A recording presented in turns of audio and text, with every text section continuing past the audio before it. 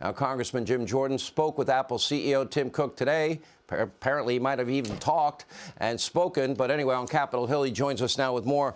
Walk us through what happened today. What do you think? Well, a good conversation, but like you, Sean, and like millions of Americans, I still have real concerns about China, communist China, and what they're doing with companies, not only in America, but all over the world. I mean, you're talking about Apple, Nike, TikTok. I have concerns about what their influence on the NBA. And frankly, Sean, I don't think we should ever forget that in addition to Dr. Fauci lying to us about the virus, so did the Chinese, and that's where this thing started. So we have to have concerns about China in all these areas. So I felt it was a productive conversation, but I'm still very nervous about the impact and influence China has in so many areas of our economy and in our culture. I thought we were going to wean ourselves away from imports from China and have more production domestically. What happened to that? Well, what happened to that is you had 51 intelligence officers sign a letter saying that this Hunter Biden story was Russian misinformation when it wasn't. And that changed. I think anyone can make a credible argument that that altered the outcome of the election. And we no longer have Donald Trump in the White House because he was doing that. He was pushing back on China for the first time. And now we have Joe Biden there, and it's went exactly the opposite direction. So that's what happened. That's why this is all connected, because the influence of big media, big tech, and big government in impacting our election. I think we said this last week, Sean. My colleague said this in a committee a few weeks ago, Matt Gaetz. He said, when is the FBI going to stay out of elections and let we, the people, decide?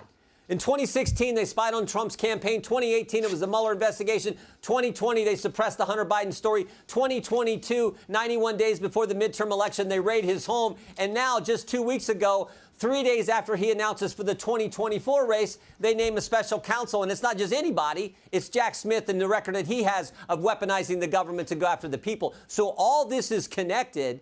And this is why it's so important we're aggressive and go after it and make sure the country gets the facts.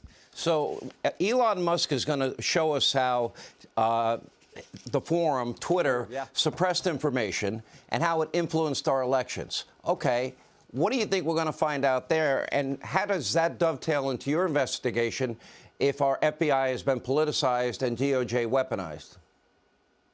Well, we know Twitter did the same thing, that it was pushing down, throttling back information about the Hunter Biden story. But it probably did a lot more. It probably went after conservatives and things they were saying and made sure that those comments, that information didn't get to the country and the citizens of this great country. So we assume that's what he's going to show. But we also know just the overall bias there.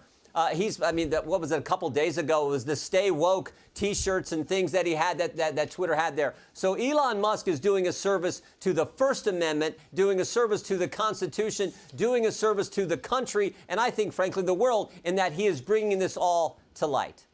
Do you believe, based on what you know now, that you have enough whistleblowers that will confirm to the American people that the FBI plays favorites, that we have a dual justice system, that it has been politicized, and will there be any consequences for those people that are playing politics with what really should be the world's premier law enforcement agency?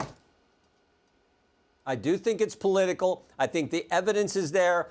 We've had, as you know, multiple whistleblowers, dozens of whistleblowers come to us and Senator Grassley. They're willing to do that because I think they trust us and they know how bad it is. We're going to get the facts out there. That's all we can do. But that's the first step.